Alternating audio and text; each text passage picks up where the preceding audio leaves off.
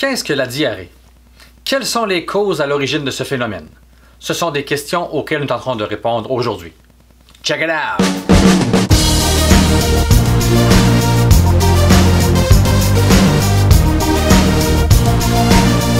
Bonjour et bienvenue sur cette chaîne où l'on met découverte et savoir à l'avant-plan. Vous êtes curieux et vous aimez apprendre? Pensez à vous abonner à la chaîne et à cliquer sur la petite cloche pour recevoir une notification lorsque je publierai une nouvelle vidéo. Qu'est-ce que la diarrhée? Lorsqu'un volume de sel est supérieur à l'habitude ou lorsqu'il y a 3 sels liquides de suite, généralement on parle de diarrhée. La diarrhée est un symptôme pour le moins incommodant et parfois mortel. En fait, à l'échelle planétaire, annuellement, plus d'1 million de personnes décèdent de complications dues à la diarrhée, généralement de jeunes enfants. Disons-le, la diarrhée, c'est chiant. Oh. Bien que la diarrhée ne soit pas un trouble de santé très grave, parce qu'ici en Occident, il est relativement facile de le régler, c'est quand même pas un trouble duquel il faut rire. Parce que voyez-vous, Fais-moi une phrase avec diarrhée. Non. Diarrhémique, je reviens dans 2 minutes. Pour bien comprendre ce qu'est la diarrhée, on doit d'abord faire un peu d'anatomie. Alors laissez-moi vous parler d'un organe très important, le côlon. Le côlon est la partie terminale du tube digestif et il a une longueur d'environ 1,50 m. Il commence ici à la fin de l'intestin grêle et se termine ici à l'anus. Le côlon se divise en différentes sections. Elles sont dans l'ordre: le côlon ascendant, le côlon transverse,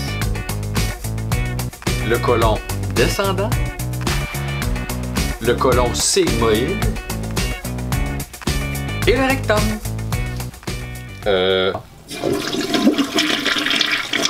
La fonction principale du côlon est de préparer la défécation à partir de ce qui reste du processus digestif. Au cours de cette préparation, le côlon va réabsorber à l'intérieur de l'organisme une grande quantité de l'eau qui lui est parvenue de l'intestin grêle. Le contenu de ce bol pourrait très bien représenter la quantité de liquide qui entre dans le côlon en une journée environ. Par contre, ce qui manque, ce sont certains débris qui n'ont pas été absorbés par l'intestin grêle. Pour le modéliser, du papier hygiénique. Il faut imaginer que c'est brun, c'est chaud et ça sent pas très bon. Au cours de son trajet dans le côlon, l'eau de la matière résiduelle est graduellement réabsorbée à l'intérieur de l'organisme. Le travail de réabsorption de l'eau et de préparation des excréments d'un côlon en santé pourrait être modélisé comme ceci. Premier passage. Je le remets ici pour qu'on regarde de quoi ça a l'air. Le contenu qui est ici est encore très liquide. On n'a véritablement pas fait un bon travail pour réabsorber toute l'eau. Et voyez-vous, à l'intérieur du corps, déjà, on profite de la réabsorption de l'eau et du travail du côlon. Deuxième passage.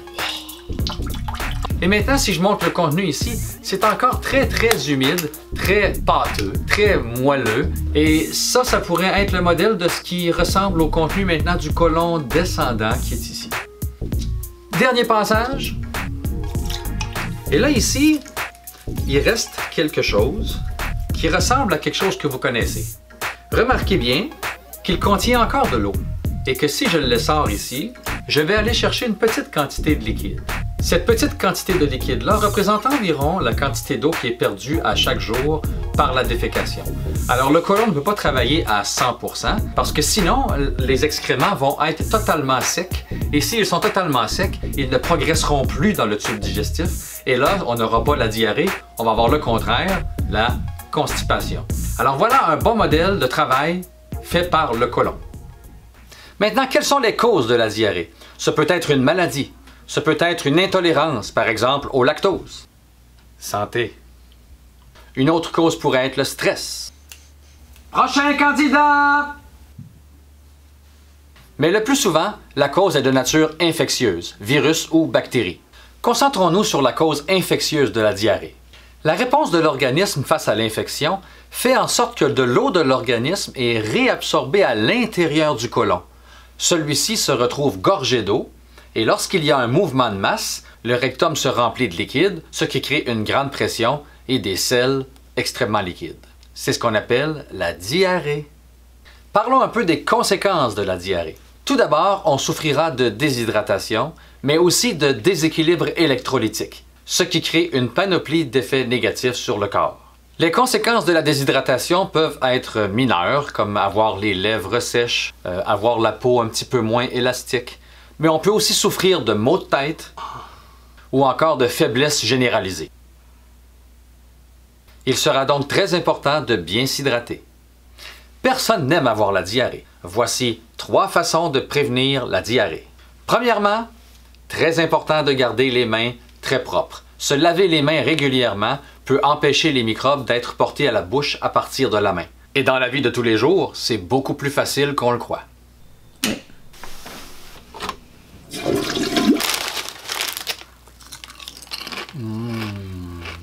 Alors, des mains très propres, très important. Deuxième moyen de prévention, surveiller ce que l'on consomme, que ce soit nourriture ou breuvage. Ici, en Occident, la qualité de l'eau est excellente. Mais il faut faire attention à la qualité des breuvages que l'on nous sert si on va en voyage, par exemple. Ces breuvages pourraient être contaminés par des micro-organismes qui peuvent causer la diarrhée. Alors, on est prudent sur ce que l'on consomme. Troisième façon de prévenir la diarrhée serait de passer par la vaccination. Surtout chez les jeunes enfants, on peut offrir un type de vaccin qui protège contre les virus de la gastro-entérite, notamment les rotavirus. La vaccination est efficace? Pourquoi s'en passer? Si on se lave les mains, si on fait attention à ce que l'on consomme et si on pense à la vaccination, il y a beaucoup moins de chances que l'on souffre de diarrhée. Alors voilà, on sait maintenant ce qu'est la diarrhée. Avez-vous appris quelque chose? Si oui, je vous invite à vous abonner à la chaîne pour en apprendre davantage au cours des futures capsules. Et sur ce, je vous dis à la prochaine.